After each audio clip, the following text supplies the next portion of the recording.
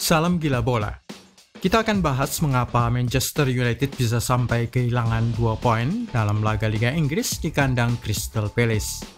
Itu merupakan kehilangan poin yang sangat-sangat serius, terutama sejak Setan Merah bangkit dari penampilan buruk pada awal musim, dan dalam rangkaian 5 kemenangan sejak kekalahan 3-1 di Aston Villa pada 6 November 2022, serta upaya Erik ten Hag mengakhiri musim secara kuat. Jadi meskipun ini hasil imbang 1-1, tetapi terasa seperti sebuah kekalahan bagi Setan Merah. Sebelum kita melihat alasan-alasannya, klik dulu subscribe dan tendang loncengnya. Mikel Arteta tertawa 2 kali. Jika saja Manchester United berhasil menang, maka mereka akan naik ke ranking kedua klasemen, melewati Manchester City dan hanya berjarak 6 poin jauhnya dari Arsenal. Tetapi gol hebat dari Michael Olise pada menit pertama injury time datang dari sebuah tendangan bebas langsung merampok kemenangan Setan Merah. Itu adalah tawa keras pertama Mikel Arteta.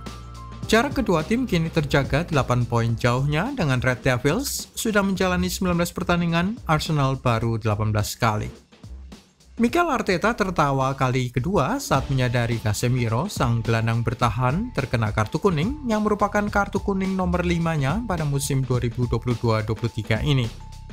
Apa artinya itu? Artinya, Casemiro tidak bisa turun bermain dalam laga tandang mereka ke Emirates Stadium pada akhir pekan ini 22 Januari 2023. Moral tim jatuh usai kehilangan Casemiro. Para pemain Setan Merah langsung rontok tanduk dan ekornya saat melihat Casemiro kena kartu kuning pada menit ke-79. Moral squad langsung jatuh karena mereka menyadari akan pergi ke kandang Arsenal pada 22 Januari tanpa pemain yang sangat kuat dalam hal bertahan tersebut. Sesaat sebelumnya, Casemiro baru saja menyerahkan bola ke arah Bruno Fernandes yang kemudian di-tackle oleh Tyrick Mitchell. Bruno terlihat enggan meladeni tantangan Mitchell, memilih melompat, tetapi sebagai akibatnya dia kehilangan bola yang diarahkan kepadanya. Si bundar lalu diteruskan ke Wilfried Zaha dan Casemiro memutuskan untuk menjatuhkan Zaha sebelum dia membuat kerusakan di dalam kotak penalti.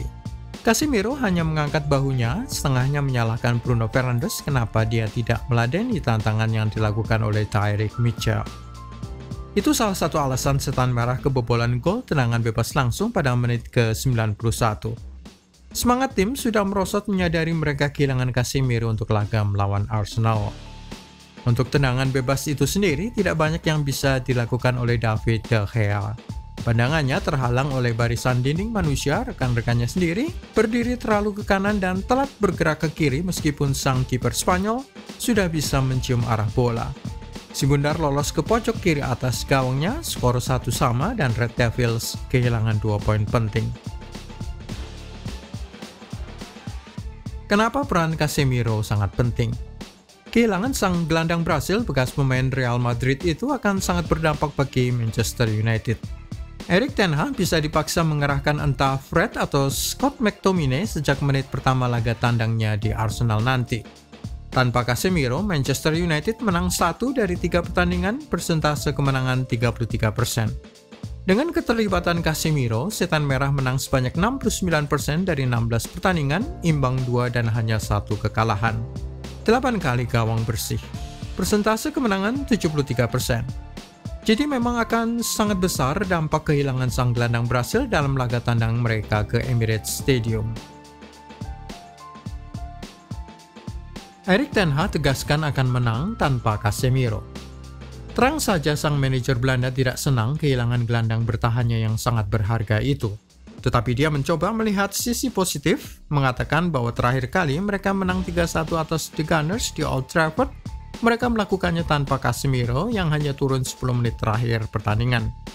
Kali ini pun kami akan melakukan hal yang sama, tegas ten Hag. Kekalahan 3-1 di Old Trafford itu merupakan satu-satunya kekalahan yang diderita oleh Arsenal sejauh musim 2022-23 ini. Dari 18 pertandingan, 15 berujung kemenangan dan 2 hasil imbang. Patrick Vieira bahkan setelah pensiun masih bisa menolong Arsenal. Inilah jasa sang legenda The Gunners, bahkan jauh setelah dia pensiun sebagai pemain Arsenal, dan kini menangani Crystal Palace sebagai pelatih. Patrick Vieira masih menolong bekas klubnya dengan cara mencuri 2 poin dari tangan Setan Merah. menolong menjaga selisih jarak 8 poin yang akan sangat melegakan Mikel Arteta. Tetapi bukan hanya itu, menolong membuat Casemiro terkena 5 kartu kuning yang membuatnya tidak bisa turun bermain melawan Arsenal pada akhir pekan nanti.